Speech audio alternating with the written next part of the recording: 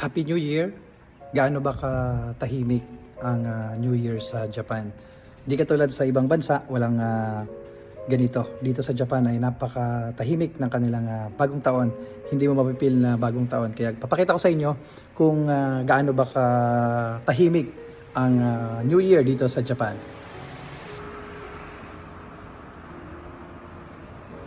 Kakaunti na lang yung mga sasakyan dumadaan. Yan. Nakikita mo, dito ako sa veranda, iilang sasakyan lang ang dumadaan. Wala kang makikita o maririnig na mga babahay dyan. Walang ingay, walang putukan, walang fireworks ngayon. Kalsada lang ang may ilaw, yung sign ng parking, yan lang ang malinaw, maliwanag. Pero tahimik ang bagong taon dito sa Japan, dito sa area namin.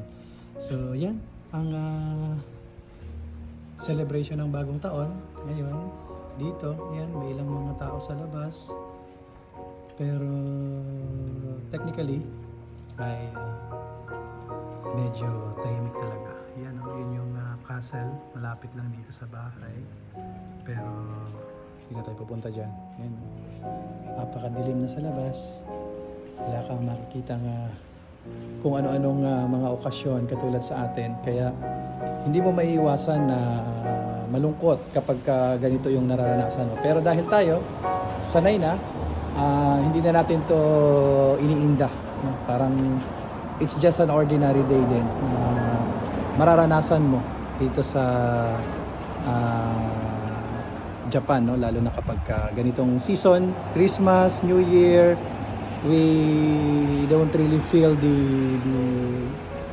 season, no? Parang hindi mo masyadong maramdaman. Pero ganun pa man, sa puso natin, ganun pa din yung ating dapat gawin, no?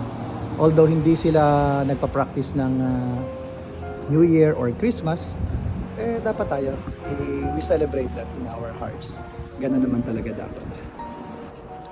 Ganun ang New Year dito, napakatahimik. Kaya kung hindi ka sanay, talagang mabubuang ka at malulungkot ka, ma-homesick ka. Pero dahil nga how many years na rin naman ako nandito, naka-adjust na rin ako sa sitwasyon.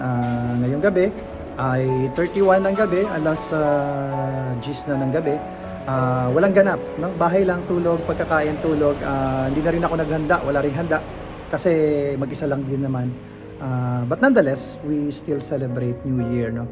And I pray for good health, lalo na sa pamilya, no? Sa bawat isa, no? We pray for New Year that will bring us prosperity and good health, no? And especially world peace, no? Magkasundo-sundo na sana ang lahat. We also ask the intercession of our Mother Mary. Yung New Year, January 1 is Mary, Mother of God. We ask the intercession of our Mother to bring our prayer to His Son Jesus our Lord. At yun nga, muli, Happy New Year sa lahat. Hiling ko ang inyong mga kahilingan ay matupad, no? Ganon din naman ang inyong kalusugan. So maraming salamat po sa inyong lahat sa pagpapatuloy ng pagpanood ng aking mga vlogs. Walang sawa pong pasasalamat sa inyo. Nawa ang 2024 ay magdala sa atin ng mas maraming biyaya at magandang kalusugan para sa bawat isa. Happy New Year sa inyong lahat. God bless po.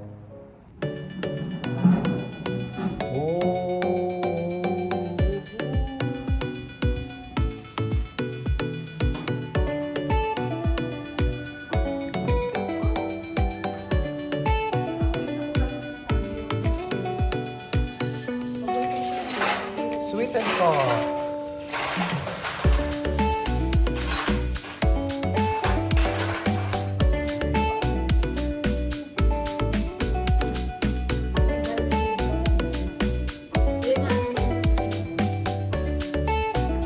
Apretada, kalderetang manok.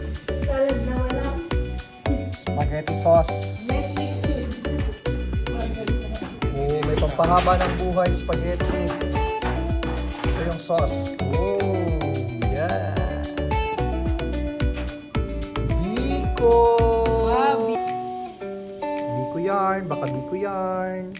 Fruit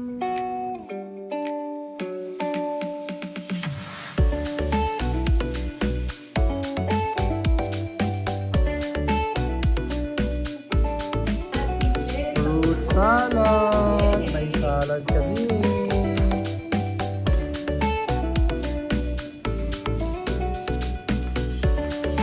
Of course, meron kaming prutas. Wala kaming